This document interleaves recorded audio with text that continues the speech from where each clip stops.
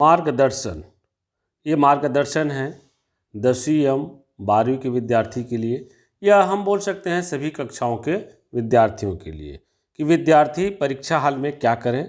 आप सभी जानते हैं बोर्ड परीक्षा प्रारंभ होने वाला है, तो इसीलिए मैं बच्चों की समस्या को देखते हुए मार्गदर्शन लेके आया हूँ।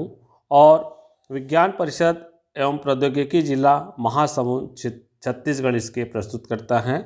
तो विज्ञान परिषद महासमुंद के तारतम्य में ये जो मार्गदर्शन प्रारंभ किया गया है, चूँकि बोर्ड परीक्षाएं प्रारंभ होने वाली है, तो आइए हम देखते हैं कि बोर्ड परीक्षार्थी क्या क्या सावधानी बरतें।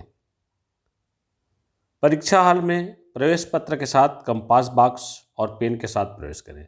कई बार अक्सर देखने को मिलता है कि परीक्षार्थी जल्दबाजी में प्रवेश पत्र भूल जाते हैं, तो परीक्षा पूर्व जाने के पूर्व जो है अपने वो जो है कंपास बॉक्स में ही प्रवेश पत्र को रख लें, पेन को रख लें। 2-3 पेन रखे रहें ताकि अगर कोई पेन नहीं चलता है या कोई समस्या आती है तो उसमें आपको मदद मिले। प्रश्न पत्र को शांतिपूर्ण ध्यान लगाकर समझ बनाते हुए पढ़ना चाहिए। आपको 15 मिनट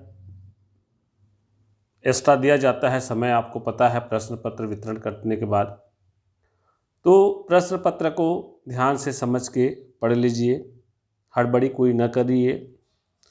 जो उत्तर आपको सरल एवं अच्छे से मालूम हो उनका उत्तर पहले लिखें।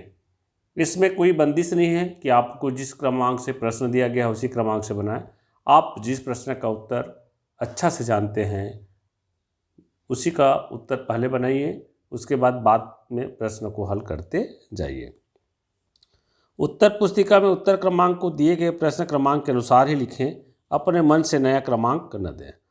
अक्सर देखा जाता है, मान लो प्रश्न क्रमांक 5वां का कोई विद्यार्थी हल कर रहा है पहले, तो चूंकि वो अपने उत्तर पुस्तिका में पहले लिख रहा है इसलिए उसको उत्तर क्रमांक 1 दे देते हैं। ये गलत है। आप प्रश्न क्रमांक 5 को पहले हल कर रहे हो, भले आप प्रारंभ में उसको हल करो तो आप उसका उत्तर क्रमांक 5 ही लिखो या प्रश्न क्रमांक 5 का उत्तर लिखिए। तो प्रश्न पत्र में जो प्रश्न क्रमांक रहता है उसके क्रमांकन को आप मत बदलिए, अन्यथा उत्तर अलग हो जाएगा। इन प्रश्नों के उत्तर लिखते समय दिए गए अंकों और शब्द सीमा को ध्यान में रखते हुए सटीक उत्तर लिखें। प्रश्न को अच्छा से समझ लें और जो शब्द सीमा में पूछा रहता है उसी के आधार पर सारगर्भित उत्तर दें। मान लो 2 नंबर का प्रश्न है और 2 नंबर के प्रश्न में क्या होता है, कई बार बड़ा प्रश्न वाले को भी छोटा करके दिया जाता है, तो आपको वहाँ पे समझना पड़ेगा कि उसमें क्या क्या लिखना है। मान लो कोई अंतर पूछ रहा है 2 नंबर में, हालांकि आपको पॉइंट नहीं दिया है, बोल दिया जैसे कि द्रव स्नेही द्रव विरोधी कोलाइड में अंतर लिखिए, तो आपको देखना है जितने नंबर का रहेगा उतना अंतर लिखना है, न कि आपको जितना ज्ञात है। मान लो आपको 5 अंतर ज्ञात है, आप लिख रहे हो तो आपके समय की बर्बादी है, केवल 2 ही अंतर लिखिए। तो ये शब्द सीमा को भी ध्यान रखेंगे। अनावश्यक चीज़ें न लिखें, जो कि अनावश्यक हो जाएगा उसके लिए आवश्यकता अनुसार चित्र, समीकरण, सूत्र, उदाहरण, ग्राफ आदि को भी शामिल करें। अगर आपको लगता है कि यहाँ पे चित्र देना है, यहाँ पे समीकरण लिखना है, सूत्र लिखना है, उदाहरण देना है, तो इनको भी ग्राफ बनाना है, शामिल करते हुए चलिए। आपको प्रश्न क्रमांक के नंबर के आधार पर जो है पता चल जाएगा। ज़्यादा नंबर के प्रश्न होंगे, ज़्यादा अंक होगा जिसमें, उसमें शामिल करना पड़ेगा। मान लो आपको 5 नंबर में कोई प्रश्न पूछता है, टिप्पणी लिखी करके दे दिया या समझाइए करके दे देता है, तो वहाँ पे अगर चित्र ग्राफ वगैरह है तो आपको वहाँ पे बना करके समझाना पड़ेगा। प्रश्न को बार बार पढ़ें और जो पूछा जाता है केवल उसी आधार पर उसका उत्तर लिखें। प्रश्न को बार बार पढ़िए, समझिए, जो पूछा जाता है उसका उत्तर लिखिए, तब महत्व है। अगर आप हड़बड़ी में दूसरा उत्तर लिख देंगे तो गड़बड़ हो जाएगा। मान लो परिभाषा पूछ रहा है, आप समीकरण लिख रहे हो तो कहाँ से नंबर मिलेगा। अगर समीकरण लिखने के लिए पूछा है, केवल उसको परिभाषित कर दे रहो तो नंबर नहीं मिलेगा।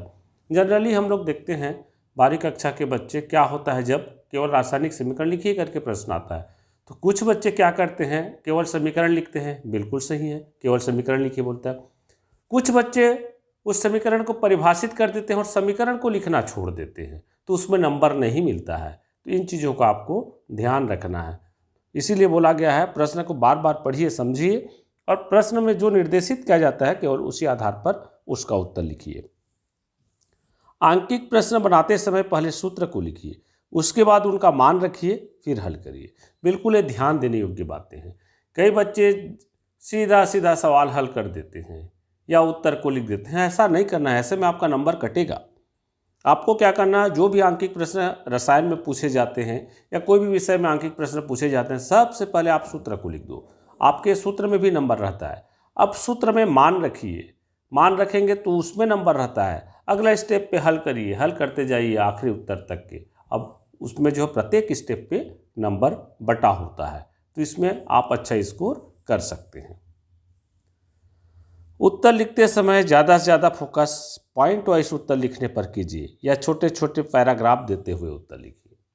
मान लो कोई निबंधात्मक प्रश्न है और उसमें बड़ा बड़ा उत्तर लगता है आपको, 5 लाइन 6 लाइन के बाद पैराग्राफ है, तो आप चाहो तो उसको पॉइंट वाइज भी कर सकते हो या 2-2 3-3 लाइन में पैराग्राफ दे सकते हो। इसमें क्या होता है, परीक्षक को पढ़ने में आसानी होती है और पूरा कहानी स्टाइल में बिना पैराग्राफ बिना पॉइंट के लिखोगे तो जांचने वाला भी ये समझने लगता है कि ये शायद जो है गप मार के लिख दिया है। तो आप ऐसा मत करिए, उसको आकर्षक बनाइए, पॉइंट वाइज बनाइए, पैराग्राफ वाइज लिखिए तो ज़्यादा रोचक होता है।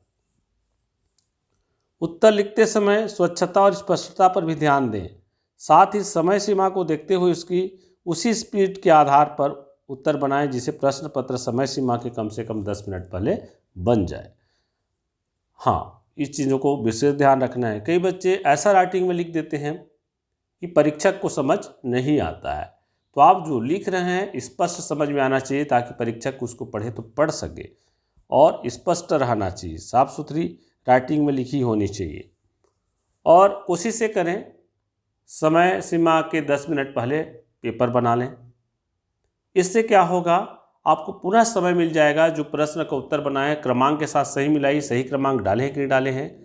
अगर लगता है कुछ त्रुटि है या कहीं पे आपको कुछ याद आ जाता है, कुछ ऐड करना है, किसी उत्तर में कमी है, तो उस कमी को पूरा कर सकते हैं। हड़बड़ाहट बिल्कुल मत करिए। उत्तर पुस्तिका जमा करने के पूर्व प्रश्नोत्तर की पुनः जांच करिए। 10 मिनट पहले बनाएंगे तब आप प्रश्नोत्तर की जांच कर सकते हैं। अगर कोई प्रश्न छूटा हो तो उसे बना लें। आप तो बनाते हैं, छूटा होगा तो एक आध छोटा मोटा छूटा रहा होगा तो उसको भी आप कंप्लीट कर लीजिए। ये तो हुआ परीक्षा हाल में आप कैसे करें। अच्छा, बीच बीच में आप जो है लगता है ज़्यादा थकान महसूस होती है तो आप पानी का भी उपयोग करिए। पानी की कमी नहीं होना चाहिए, शरीर में जल की कमी नहीं होना चाहिए, तो पानी जो है पीजिए, जल का सेवन करिए, ठीक है। और घर में भी विशेष ध्यान रखें, मसालादार गरम चीज़ें इनसे बचिए। केवल जो है सात्विक भोजन करिए और ज़्यादा भी मत खाइए और बिल्कुल टाइम टेबल बना करके घर में पढ़िए, तब जो है आप परीक्षा हाल में सभी कर पाएंगे।